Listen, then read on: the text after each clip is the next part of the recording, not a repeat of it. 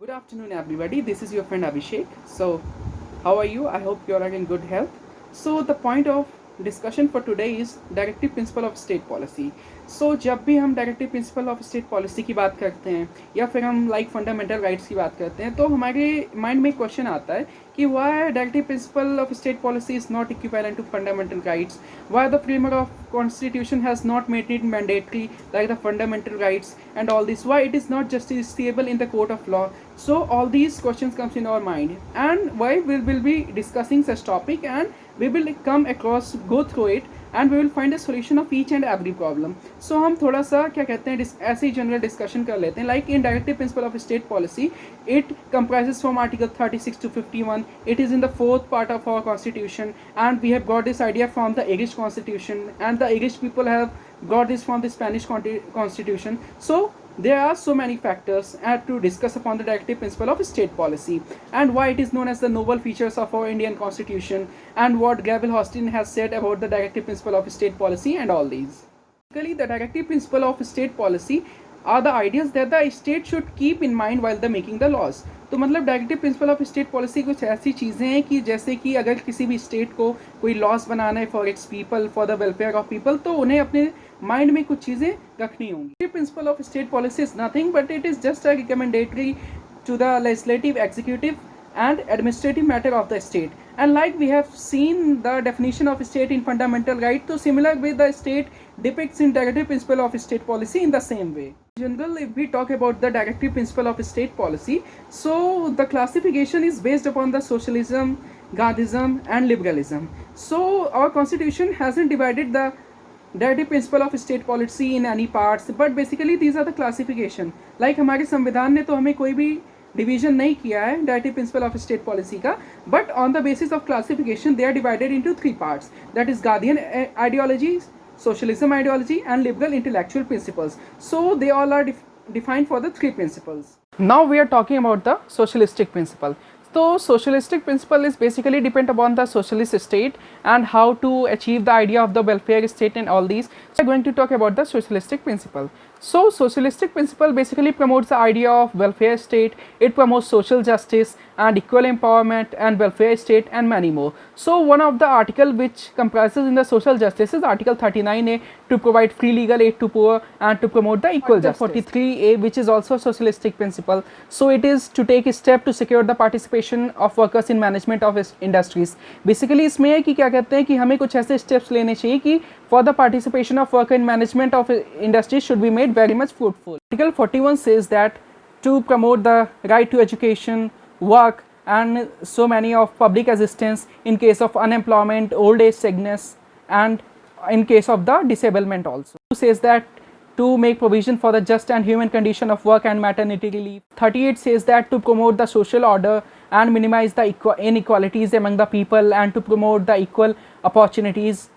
39 says that right to adequate means of livelihood, of material, prevention of the concentration of wealth, and many more. So if in short I can say that if DPSPs are implemented by the state in the coming years, if it is kept in mind while making any laws, while formulating any laws, if it is kept in mind that DPSP must always be included, so this India may become the paradise on this earth. Coming to the Gandhian principles, so basically these principles are taken for Mahatma Gandhi, which he has taught in the national movement and how he helped in our national movement and how India achieves the freedom. So there are some of the principles of ideology of Gandhiji that has taken in the Gandhian principles, like to promote the cottage industries and to promote the village panchayat, to promote khadi, and to avoid the toxicating of drink and all these. Reminding the Gandhian principle, let me revise you some articles like article 40. So it says that to organize the village panchayats and to endow the village panchayat with such powers so that they can act as the unit of self government. Like कि हमें क्या कहते हैं, if हमें villages में जो है panchayat promote करना चाहिए एंड उनको इतना सेल्फ गवर्निंग पावर देना चाहिए बाय द स्टेट गवर्नमेंट, जिससे कि वो एक सेल्फ गवर्नमेंट की तरह काम कर सकें and they can solve their disputes and all these. Article 43 is also a Gandhian principle which says that we have to promote the cottage industries on a voluntary basis or a cooperative basis in rural areas. Like कि हमें क्या कहते हैं, जो भी cottage industries का promotion करना है in rural areas में, वो cooperative basis पे होना चाहिए या individual basis पे होना चाहिए. Article 47 says that to prohibit the use of intoxicant drinks and drugs which are very much bad or injurious for our health. Most important article which I really like in Ghanaian principle is Article 48, which prevents the slaughtering of the cows, calves, milk giving animals as to promote their breeds. 46 says that we have to promote the educational and economic interest of SC, STs and other backward educational classes as to promote for a good livelihood, as to promote for a good India, as to have a equal, there is no, so that there is no equality in the society. 43b talks about the cooperative societies to promote voluntary formation, autonomous functioning, democratic control, professional management of the cooperative societies. So these are the 4 important points that are to be kept in mind, which Article 43 talk about the cooperative societies. Talking about the liberal intellectual principle. So basically these are the ideas of the liberalism. So in liberalism there is a Article 44 which talk about the uniform civil code throughout the country. Talks about to provide the early childhood care until the child completes the 14 year of age. 48 talks about the environment, like we have to protect our environment and to safeguard forest and wildlife. Is that for the separation of executive and judiciary in the state. Now we are going to talk about the Article 51, which says that we have to promote the international peace and maintain the friendly relation with the neighboring countries. 48 says that we have to organize the animal husbandry on modern and scientific lines, like we are doing in the various European Union countries, North American countries. The type of the animal husbandry and the agriculture they are doing is of commercial type. So we have to follow such principles on the modern and scientific lines. Science says that to protect monuments, objects which are artistic or it may be of the national importance. I'm going to talk about the 4 type of new directive principle of state policy which was added by 42nd Constitutional Amendment Act of 1976. So these are the articles that were newly added in 42nd Constitutional Amendment Act. These are 39, 39A, 43A and 48A. So we have to remember only the 4 articles. We have studied all the 4 articles before. Article 39 says that to secure opportunities for healthy development of children. Article 39A says that to provide free legal aid to the poor. 43 says that to take a step to secure the participation of worker in management of industries. As we already know, Article 48 says that we have to protect the environment and we have to protect the wildlife and all these. The amendment came in our mind is 44th Amendment Act of 1978, which says that it gives Article 38 its order the state to minimize the inequality in income, status, opportunities and many more. That there additional 2 more amendments took place for the DPSP. So one amendment is 86 Constitutional Amendment Act of 2002, another was 97 Constitutional Amendment Act.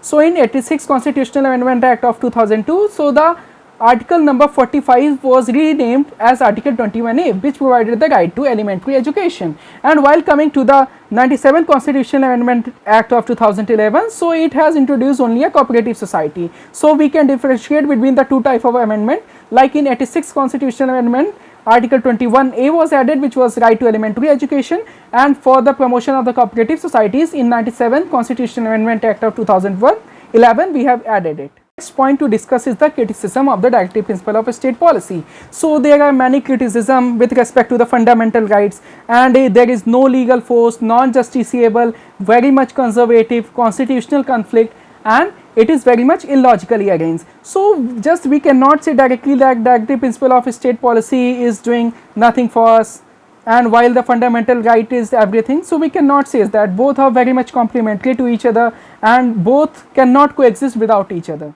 Our next most important point to ponder over is what is the conflict between the fundamental rights and directive principle of state policy.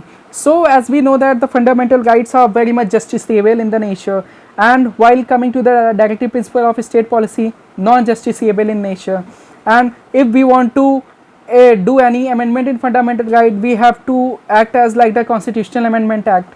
So there are very much limitation with the directive principle of state policy. But if we keep in mind the Article 37, so it is obligation on the state if it makes any laws. So it is very important to keep in mind with the direction of the directive principle of state policy. So like let's us discuss the case of in Champakam Dorai Rajan of 1951. So in Champakam Dorai Rajan there was a conflict between the fundamental rights and directive principle of state policy. So इसमें क्या कहते हैं, verdict है supreme court का कि if there is any conflict, अगर कोई भी लड़ाई होगी या फंडामेंटल राइट्स या directive principle of state policy के बीच में, तो the formal will prevail. Formal means fundamental right will always prevail over the directive principle of state policy. That our parliament has to do many amendments like First Amendment, Fourth Amendment, Seventh Amendment for the implementation of some DPSP. Again, there comes a case of Gopalan case, which is of 1967.